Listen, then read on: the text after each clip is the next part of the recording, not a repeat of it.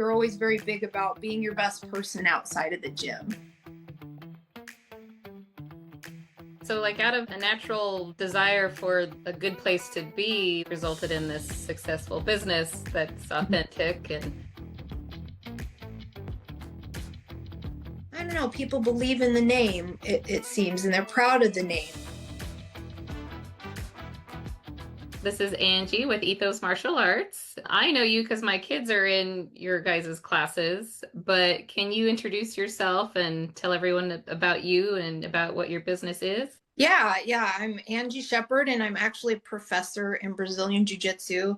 And that just means that I've got my black belt. And once you hit black belt in Brazilian Jiu Jitsu, they call you a professor because it takes at least 10 years. Some people can do it quicker, but it's rare. Wow. Took me just in Brazilian Jiu Jitsu, I think it took me 7. But I was already doing martial arts and MMA and jujitsu before that, but just a lot without the gi and the pajamas and some of the formalities, with it. So I kind of blazed through the Brazilian jiu-jitsu quick. But like I said, I had already kind of built a foundation. My husband and I were into it way before. And we've owned gyms on and off over the years or helped others with gyms. And alongside running other businesses, we also have an auto glass business that Nice. together that's kind of more, we've kind of tapered off on that a little bit with just the changes in cars and things over the years. We focus a little more on like chip repairs and things like that now. And then I used to own a restaurant. I sold it a year ago. Actually, it's been a little over a year now, but I owned that for I think 12 years. Congratulations. Yeah, so it was fun when it was there. The kids all grew up working there and whatnot. And it was great at the time, good community. And then it was just kind of time to move on to, I was really enjoying the martial arts and just wanted to get away from all the high stress of restaurant life and business and ready to kind of settle it down a little bit. So we sold it, and now we're just strictly Ethos. And then the auto glass is kind of a little side gig that we do. And then the two of us are just kind of trying to build our clientele through private lessons. I have an autistic little girl that I coach on the side in her home. So just a few private things that we do on the side, one-on-ones that we really enjoy that help kind of just add a little extra money to the pool so we can maybe hit some nights out, go on a date here and there, or maybe take a vacation. But otherwise, the gym pretty much pays for the majority of our bills and whatnot, which is nice. And plus, we have such a great community there. So it's been a blessing, huge blessing, more probably for us than anyone else. Wow. So you guys are serial entrepreneurs. I didn't realize that. That's so awesome. Well, I've got a lot of different questions now. So the restaurant, was that in Santan Valley or where was Yeah, that? still there. I sold it to another couple that has owned businesses, their own businesses as well. I think the gentleman has owned a few body shops over the valley. I'm not sure exactly which ones, but we sold it to them. They have taken off with it. Even some of my employees that worked for me still work for them and seem to be Oh, good. well with it and whatnot. It's not the same as it was when I was there, obviously, kind of the way things change and whatnot. But yeah, that was a lot of fun. In a lot of ways, I met a lot of interesting people, and my parents have always run restaurants pretty much my whole life. So I started cooking and serving at a really young age. My parents never could trust anyone, so when they'd go out of town, they'd leave my brother and I in charge. And he was 14, I was 16. Oh, wow. Every time they'd go out of town, somebody'd steal from them. And so they stopped Oh. out of town until I was able to drive. They're like, all right, peace out. You're in charge. And there was even one time where I had to call myself out of school because they were out of town for just I think it was just a overnight stay somewhere. And one of the servers called out and I had to call myself out of school so I could cover her shift. And so they came back. Of course, they backed me up on it. The school wouldn't get upset. But so some different things like that where we kind of had to grow up a little quick, but we still played sports and different things through school and whatnot. And they were always pretty supportive. And my dad's still doing some restaurant work on the side. He loves it. I'm kind of tired of all the food and the grease and the drama. We had a partial bar, so with that came some of the drama where the martial arts actually came in handy. Oh, wow. With some unruly customers. Choked a few, choked a few just in threatening to kick them out and whatnot, just keep the peace. And usually word would travel quick in this little town, so I wouldn't have to do it too often. I'm glad I don't have to do that kind of thing anymore. Now it's more just coaching the kids. I really enjoy spending time with them, getting to know them, seeing how they progress and seeing how they grow, all the different personalities and how they all just do at different paces. And I think jujitsu kind of, I don't know, you can't be a perfectionist in it because you'll drive yourself crazy. It's too hard to be perfect in, but at the same time, there is a perfectionist side of it where you want to, be dedicated and whatnot. So it's a unique sport, and I think that it's so good for these little kids and their development and their self-esteem or just confidence, Hmm. empowerment, and just seeing them grow from being these timid little shy kids to getting out there and facing their fears. And you can see it in their eyes sometimes, they're still scared, but they're going to just do it. And so that kind of stuff is really what I'm really enjoying now. I'm glad I don't have to wrestle the big bears as much, just at open mat. So Awesome. You guys have a lot of different classes, like all ages, male and female. yep. And you mentioned community. We really like the vibe that's in there when we walk in there, and it's noticeably different between each classes, but appropriately so, I think. Mm-hmm. Between the little kids, and then on Saturdays, I know there's that women's class, and I see a little bit of that when I take my kids to their Viking striking class. Yep. And it's so sweet. Everybody's so supportive. I hear like, come on, you can do it, which is great. The class right before that, though, is a men's, I don't know if that's Viking striking men's or something. The one before that is the adult striking class. Yeah, so that one totally different. It's Mm-hmm. not the come on, you can do it. It's get your feet up. But Yep. it's still Yep. encouraging and still good, positive motivation. But different classes for different people is great. So I Yeah. love that about you guys. So it's jujitsu, but what other classes specifically do you have? Well, we mainly we do coach jujitsu. We are a martial arts academy. So I'd say we probably specialize in Muay Thai, kickboxing, and boxing. Jujitsu, judo is a big part of it. Wrestling, just really all the martial arts that really make sense. There's some karate in there with some of the striking. All our strikers are well seasoned, have been in the fight game a long time. We try to teach what we're good at. We don't try to like I some of these guys are really good at some of these really fancy different guard versions in jiu-jitsu, and I teach the fundamentals. I teach the very basics, and I try to perfect those basics and help the kids learn the basics. Sometimes I'm getting into the fancy stuff, but I kind of like to just keep where what works and try to keep working that and find other little techniques there. But we are pretty foundational, well-rounded school. Judo is a part of more of a takedown, kind of like wrestling. It's a little different, though. Definitely a good variety. And we have MMA classes, just striking classes, just jujitsu. And then different times of the year, we'll add some of the takedown stuff, which will be wrestling and judo. But then, like you said, the community, I think that is our number one piece. We've always just wanted a place where we could train. We really didn't care too much about how much money we had coming in, or we just wanted a place where we could celebrate the sport for what it was, have a place for people to come in and better themselves and be inspired to be better. And with that came this community that has grown to what it is now. And we'll get people from all over the country that are moving here or have moved here, and they're higher ranks and are finding that our school has what they've never seen before, or they will come from other schools where they felt like they had the best place, and then they come and see us and they're just like, wow, the community here is so amazing. Just really, we're surrounded by these great people that are very talented and very driven in their own lives, and then they've come to choose to train with us and bring that to our gym. And then as well as we're trying to inspire them to keep growing, you know in the gym, as well as we're always very big about being your best person outside of the gym, but just that everybody comes in is their unique self. You come from whatever background you come from, whether you're Muslim, whether you're Christian, or you got your vegans that are don't meat, and then you've got, I mean, we they have like this really collective group of people that are really just drawn to the sport and the community and the idea of, hey, let these people are here to try to better themselves. That's what I want. I'm just trying to better myself. And in turn, I feel like we've just enriched each other.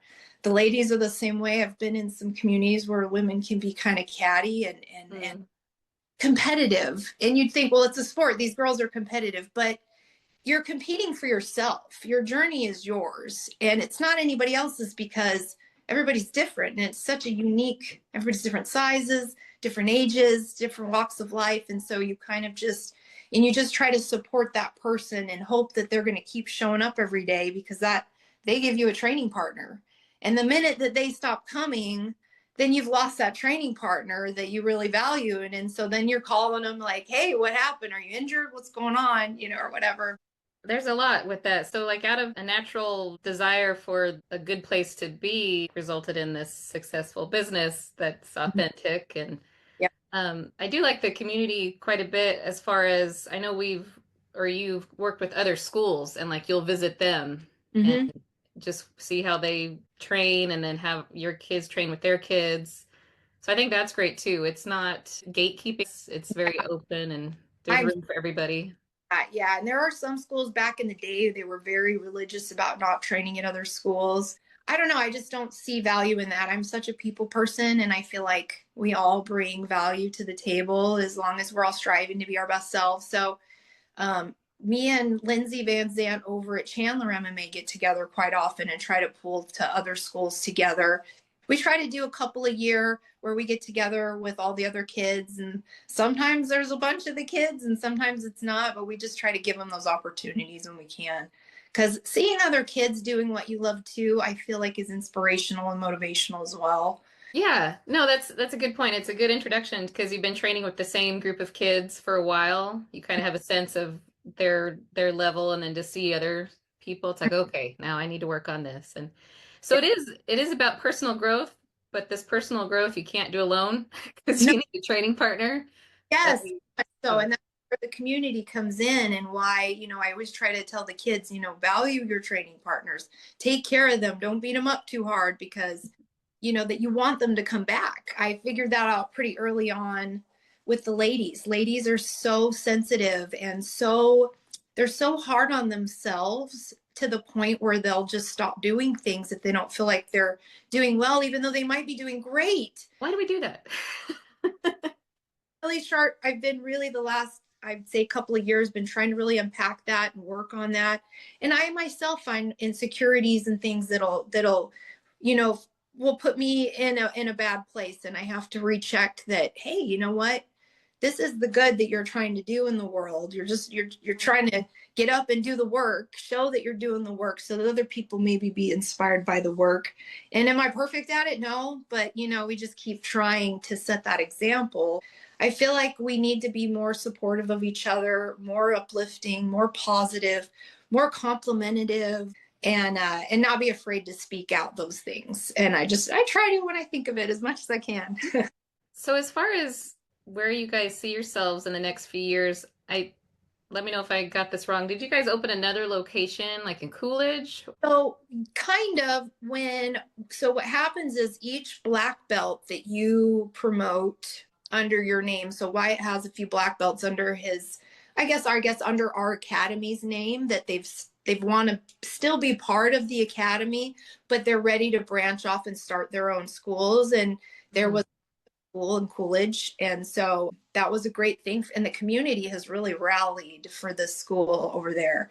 But yeah, Russ is underneath us. He moved from Texas a few years ago and just was another one of those that had moved from a great school and needed another community good school and fell in love with our school from there. And then his son and my son are really good friends and have been good buddies over the years, and they do striking together, and sometimes my son will go over there and train with them and Yeah. vice versa. But it is open. So like if your boys wanted to go over there and do the boys class, you can look at the class times and go visit. You just have to fill up their waiver. So their affiliate school, all the affiliate schools under Ethos, you're welcome to train at, but you're also under the Jay Page's umbrella, which is my professor and Wyatt's professor, and his affiliate schools go all over the world.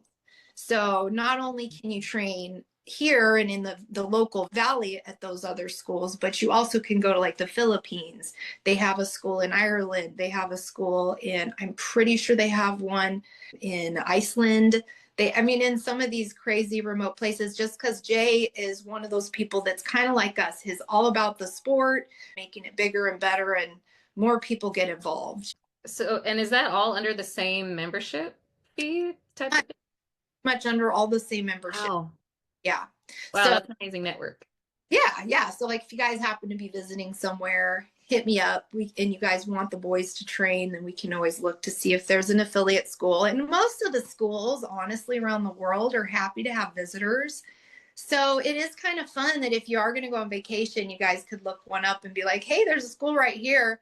And what we do is we'll hit them up and ask them if there's a mat fee. Most of the time they won't charge. They're just happy to have someone come visit. You might want to do a class or an open mat. And it is kind of cool to see who else is training. Where is this at? Is there something you guys wish you had done sooner? Something as far as business goes, like what's something that you wish you'd figured out sooner? Maybe you could pass along as advice. That's an interesting question. I feel like with this one, we probably could have gone a little bigger and maybe it took a little bigger of a risk and got maybe a bigger building. But other than that, I feel like the guys have been really good about navigating the risks and the rewards and being cautious, even during hard times like during COVID, things like that. We had to, bend and shake a little bit. We had to do that with the restaurant as well. But I'd say probably just the probably the greatest thing that you can do in a business is just really try to love your employees or your employees, and really try to have value, find value in them, take care of them, love them, show up for them. I mean, and in turn, they'll do the same for you, and I feel like the bad apples kind of weed themselves out. If we get a character that's in there beating on the ladies or something, that's a little rough, usually the guys will take care of it and they won't come back, or if they do come back, they come back humbled. So we've had situations like that, but I'd say just really the people that you interact with as a business owner, that they're not really just clientele, but they're your friends and they're your support system, so that when things happen like COVID, they'll be there to hold you up because you can't hold up. Happened with us for the restaurant because we had to close everything down. And my customers would come and order takeout food, and then they'd tip my servers like $100 here and there. Oh, wow. I had one guy that came and tipped the whole restaurant $100 each that was actually working that night. Just like the overwhelming support for when things went south was kind of, I feel like that came back because I had given we'd done charity things. We had always just tried to support the community as best as we could financially, gift certificates and things, and cater different things and whatnot. But just really be a part of the community and good with your people and talk to them and engage with them and care about them. And when you do that, I feel like they give back. Gym was the same way. We had our key people that we could kind of, hey, you guys all want to train, we'd keep everything on the DL and we'd go out and train. And I'm glad. we didn't just bow down to the mass government, but it was just kind of like, we'll figure this out together. And that's what we did. And it wasn't easy, but we made it work, So it sounds like a lot of community and word of mouth is very helpful as far as marketing. Is there anything else you guys do specific for marketing to get your name out there, get more students? Yeah, we do run, like we're running a special for the new year just to kind of get people in. It is a lot of word of mouth. We don't spend a lot of money on advertising. We all post stuff about our team. It seems that because our name, I don't know, people believe in the name, it seems, and they're proud of the name. So they love to wear our gear. They love to buy our gis. And we try to keep it reasonable. And, we try to give them good quality stuff to the best of our ability. We'll do rash guard orders and things like that, pre-order and stuff, just to kind of, we don't keep a lot of stuff floating around, but it seems that people love to support the name and wear the gear. And we've had some cool instances. Like recently we had Nick Diaz come and visit the gym just out of nowhere. He happened to friend one of our teammates' friends at a local bar at Denim and Diamonds. Maybe Nice. boxing thing, and then shows up at the gym to train and coaches for like 2 hours, shows all kinds of really cool stuff, takes a bunch of pictures, and then shows up to the Queen Creek Rodeo wearing our shirt. Oh, awesome. Then promoted us through his site too, when he got back home. So just like cool things like that, where you'll have someone popular pop by that's known in the MMA community. That was a really exciting thing. We've had some other popular guys pop by here and there, but more for like seminars and things, which are nice. Then that promotes the gym, but I'd say probably through social media is the most. We all post that we're classes or we've done classes, just to kind of say, hey, we're still around. We'll post the class schedules. I'm always posting about if anybody needs private lessons. I've also been thinking about doing maybe some corporate type self-defense type things like that. But yeah, Oh, that'd be fun. scratching the surface on some things, and yeah, just kind of figuring out where I can take this party as a female black belt. There's not a lot of us, so kind of a little special thing. Great. So, you did mention the space. You wish you guys had almost started out in a bigger space. Do you have a number like, well, we've got this many students, it's time to go find a bigger space, or is that really just kind of when leases up or Yeah, we started out on the one side. I think it's where the card shop is over there now, and it was just the size of what our red mats are. That was our first gym. Oh, gotcha. Red mats, and then we had like a little bit of space for some chairs and things, and then I think we had one or two bathrooms, and then we expanded when Rock Point moved out. We took over part of Rock Point, and Dash Physical Therapy shared some of that space too, and then the music store. Well, it wasn't long, we've filled that space up pretty good. Now we've opened up some other class times, which has been beneficial, and I think probably grow in some of those other class times.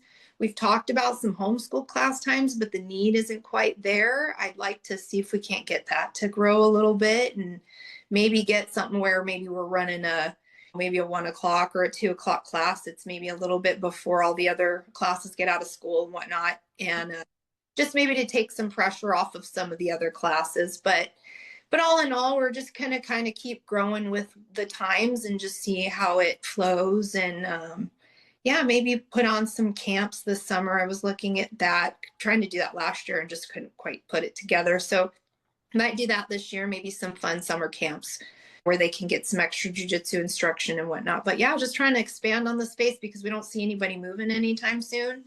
And I think we still have 2 or 3 more years on our lease still. So Got it. probably going to be a couple years. So we'll see. We'll see how it pans out. So if somebody's interested in your classes, is it you do a free week of classes just so they can check it out? Or A lot of schools, they don't do that. They'll only give you one day, which I feel like if you really want to fill the community out and the gym out, you really want to spend some time. So I always tell people, like, carve out a whole week when you hit and try to get to as many classes as you can. And if you're not maybe coming to train, maybe at least watch to see how the classes, the ones that you're interested in, for the most part. Anybody can try it. And, we have ages from 4 years old all the way up to, I think, 66 is, I think, one of our oldest gentlemen, I think, is and I know of some that are in their 70s and 80s still training jujitsu. So it's not completely out of the woods if you're reaching up there in age. Because we just kind of mold to you, and your team molds to you, and we'll do what you can do, and we try to work together. The ladies classes I'm always trying to promote. I feel like more women and girls should learn jujitsu, at least for self-defense.